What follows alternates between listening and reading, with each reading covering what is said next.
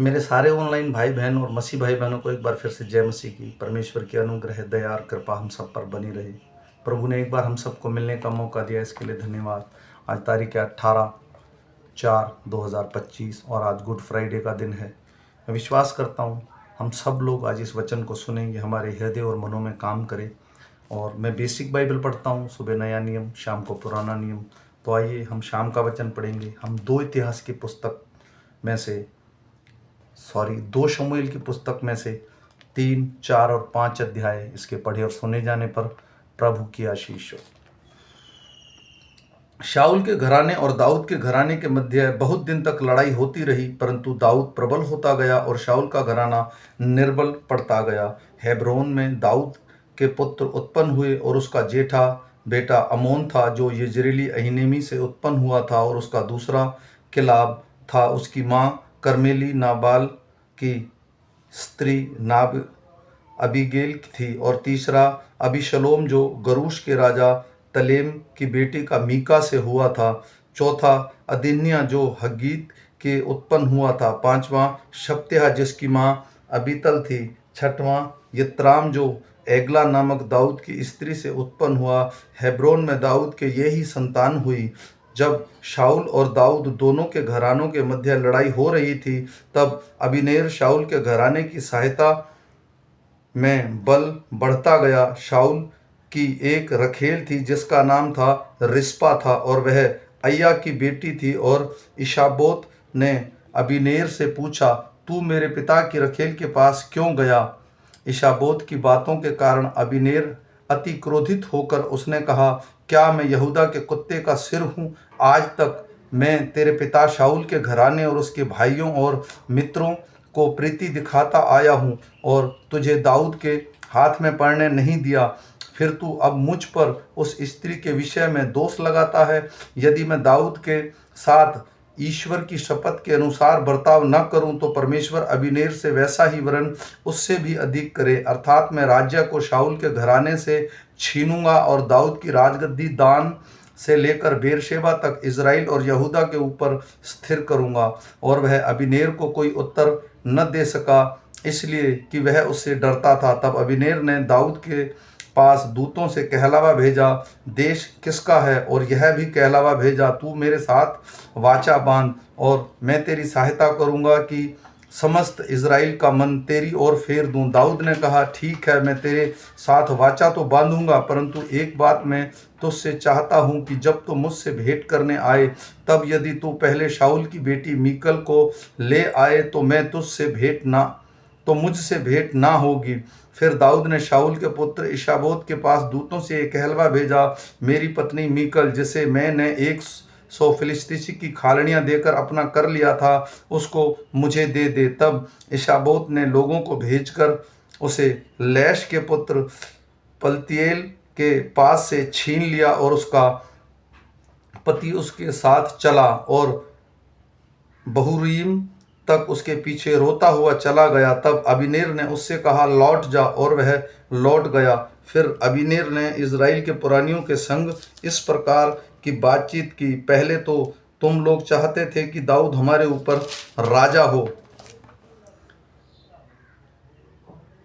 अब वैसा ही करो, क्योंकि यहोवा ने दाऊद के विषय में कहा है कि वह अपने दास दाऊद के द्वारा मैं अपनी प्रजा इज़राइल को फिलिस्तीसियों वरन उसके सब शत्रुओं के हाथ से छुड़ाऊंगा। अबीनेर ने ब्यामीन से भी बात की। तब अबीनेर हेब्रोन में चला गया और कि इज़राइल और ब्यामीन के समस्त घराने को जो कुछ अच्छा लगा वह दाऊद को सुनाए। तब अबीनेर 20 पुरुष संग लेकर हेब्रोन में आया। तब दाऊद ने उसकी और उसके संगी पुरुषों को भोज किया।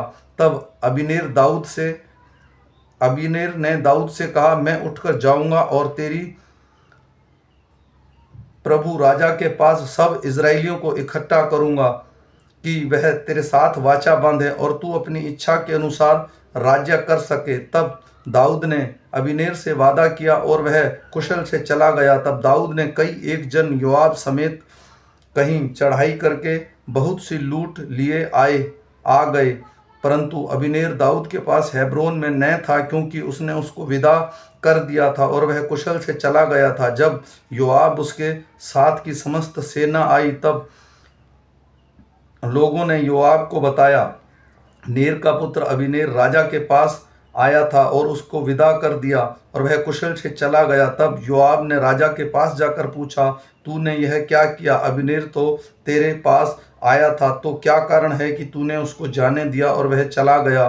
तू नेर के पुत्र अबीनेर की जनता को जानता होगा कि वह तुझे धोखा देने और तेरे आने जाने और सारे काम का भेद लेने आया था। योआब ने दाऊद के पास से निकलकर अबीनेर के पीछे दूत भेजे और वे उसको सीरा नामक कुंड में लौटा ले आए, परंतु दाऊद को इस बात का पता ना था। जब अबीनेर हेब्रोन को लौट आया तब योआब उसे एकांत में बातें करने के लिए उसको फाटक के भीतर अलग ले गया और वहां अपने भाई असलेल के खून के बदले में उसके पेट में ऐसा मारा कि वह मर गया। बाद में जब दाऊद ने यह सुना तो कहा, नेर के पुत्र अबीनेर के खून के विषय में मैं अपनी प्रजा समेत यहोवा की दृष्टि में सदैव निर्दोष रहूंगा। यह योआब और उसके पिता के समस्त घराने को लगे और योआब के वंश में कोई न कोई प्रेमेह का रोगी और कोढ़ी और बैसाखी का लगने वाला और तलवार से खेत सींचने वाला और भूखे मरने वाला सदा होता रहे।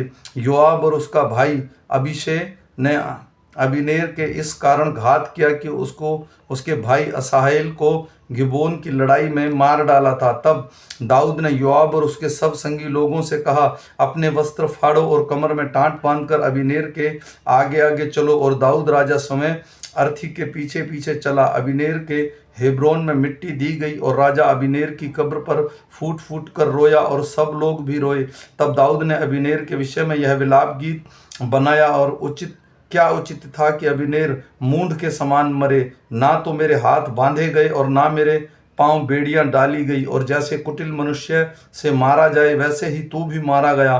तब सब लोग उसके विषय फिर रो उठे। तब सब लोग दिन रहते दाऊद को रोटी खिलाने आए, परंतु दाऊद ने शपथ खाकर कहा, यदि मैं सूर्य के अस्त होने से पहले रोटी या और कोई वस्तु खाऊं तो परमेश्वर मुझसे ऐसा ही वरन इससे भी अधिक करे। सब लोगों ने इस पर विचार किया कि इससे प्रसन्न हुए। वैसे ही जो कुछ राजा करता है उसके सब लोग प्रसन्न होते थे। अंत उन सब लोगों ने वरन समस्त इज़राइल ने भी उस दिन जान लिया कि नेर के पुत्र अबीनेर का घात किया जाना राजा की ओर से नहीं था।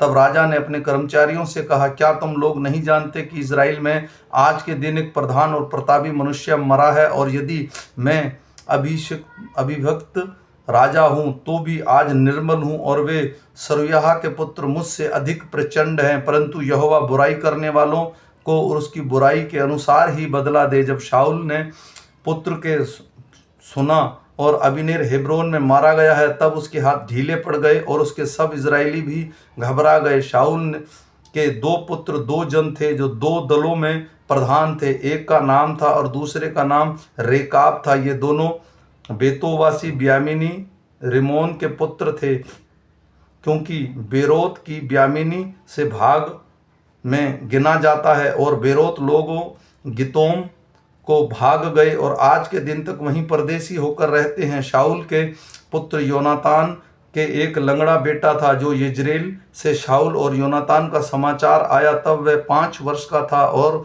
उस समय उसकी दाई उसे उठाकर भागी और उसके उतावली से भागने के कारण वह गिर के लंगड़ा हो गया और उसका नाम मपीबोशेत था। उस बरोती रिमोन के पुत्र रेकाब और बाना कड़ी धूप के समय इशाबोत के घर में जब वह दोपहर को विश्राम कर रहा था आए और गेहूं ले जाने के बहाने घर में घुस गए और उसके पेट में मारा। तब रेकाब और उसका भाई बाना भाग निकले। जब वे घर में घुसे और वह सोने की कोठरी में चारपाई पर सो रहा था तब उसे मार डाला और उसका सिर काट लिया और उसका सिर लेकर रातों रात अराबा के मार्ग को चले। इशाबोत का सिर हेब्रोन में दाऊद के पास ले जाकर राजा से कहने लगे, देख, शाऊल जो तेरा शत्रु तेरे प्राणों का ग्राहक था उसका पुत्र इशाबोत का यह सिर है। आज के दिन यहोवा ने शाऊल और उसके वंश से मेरे प्रभु राजा का पलटा लिया है। दाऊद ने बेरोत रिमोन के पुत्र रेकाब और उसके भाई बाना को उत्तर दिया,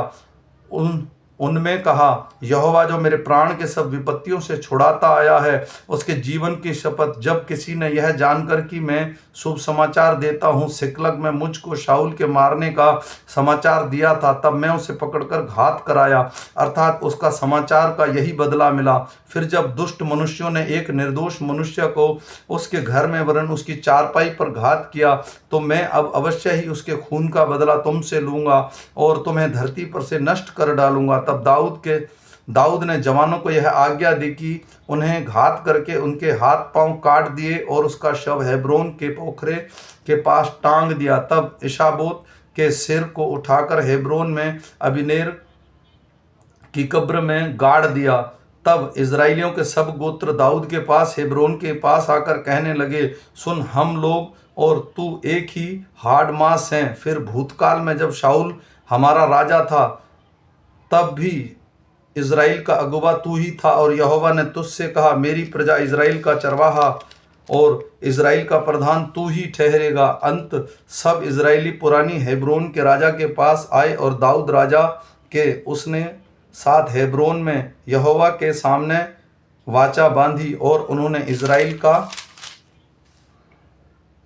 राजा होने के लिए दाऊद का अभिषेक किया। दाऊद 30 वर्ष का होकर राज्य करने लगा और 40 वर्ष तक राज्य करता रहा। 7.5 वर्ष तक तो उसने हेब्रोन में यहूदा पर राज्य किया, और 35 वर्ष तक यरूशलेम में समस्त इज़राइल और यहूदा का राज्य किया। तब राजा ने अपने जनों को साथ लिया और यरूशलेम को जाकर यूबूसियों पर चढ़ाई की, जो उस देश के निवासी थे। उन्होंने यह समझकर कि दाऊद यहीं घुस न सकेगा, उन्होंने कहा, जब तक तू अंधों और लंगड़ों को दूर ना करे, तब तक यहाँ घुस ना पाएगा। तो भी दाऊद ने सिय्योन नामक गढ़ को ले लिया, और दाऊदपुर भी कहलाता है।